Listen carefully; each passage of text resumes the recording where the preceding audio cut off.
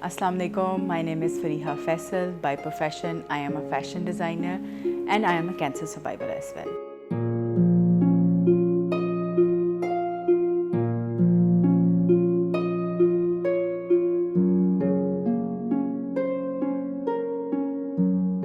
Happiness क्या होती है? क्या आइडिया आप लोगों का हैप्पीनेस?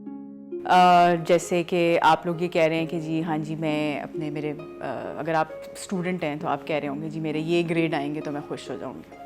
फिर अगर आप प्रोफेशनल लाइफ में सेट हो जाएंगे तो आप खुश हो जाएंगे। फिर इसके बाद आता है कि जी हाँ जी मेरी शादी हो जाएगी तो मैं खुश हो जाऊंगी, और फिर मेरे बच्चे हो जाएंगे तो मैं खुश हो जाऊंगी, और इस तरह करते करते जी अच्छा मेरे बच्चे सेटल हो जाएंगे तो मैं खुश हो जाऊंगी। इस तरह करते करते हम अपनी हैप्पीनेस को डिले करते रहते हैं। हम एक सिचुएशन के साथ अटैच करते रहते हैं अपनी हैप्पीनेस को। बट हैप्पीनेस का रियल फार्मूला क्या है?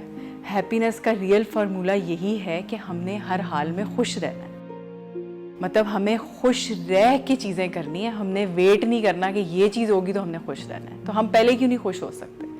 कभी आपने ये सोचा कि मतलब हम पहले खुश हो जाएं और फिर हम उसके बाद वो चीज़ करें? तो हम हमेशा अपनी हैप्पीनेस को डिले करते रहते हैं।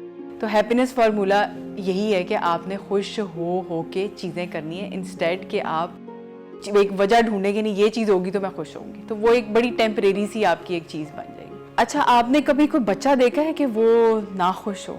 ठीक है, वी आर बॉर्न हैप्पी। हम जब पैदा होते हैं हम खुश पैदा होते हैं।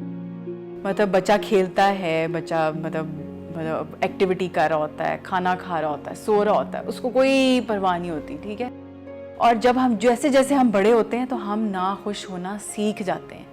हम ये सीख जाते हैं कि हमने नाखुश कैसे होना है। तो हमें इस चीज़ के ऊपर ये फोकस करना चाहिए कि हमें इसमें हमारा एक चाइल्ड लाइक बिहेवियर होना चाहिए। Not childish but a child like behaviour, कि हम खुश रहें और हम मतलब बच्चे की तरह, जैसे बच्चा खुश होता है हम वैसे खुश रहें और हम अपनी चीज़ें करते रहें। और मैं इसमें दोबारा आपको यही बात कर रही हूँ, चाइल्ड लाइक नॉट चाइल्डिश।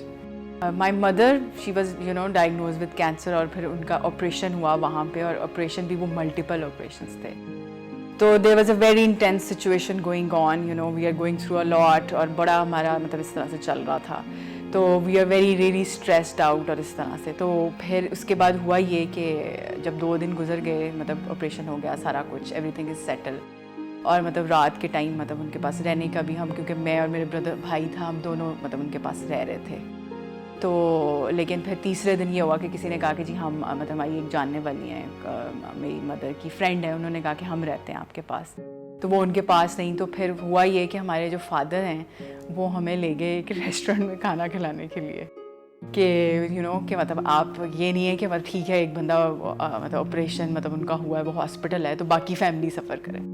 तो वो हमें ले गए। तो मुझे वो अभी भी चीज़ याद आती है कि मतलब वो एक मोमेंट था कि वो हमारी लाइफ में रह गया, कि वो एक डिफ़िकल्ट टाइम था, लेकिन उसमें भी हमारे फादर यही चाह रहे थे कि मेरी जो फैमिली है मतलब हम आपस में मिल के खाना खाएँ, सारे अच्छे तरीके से बैठे।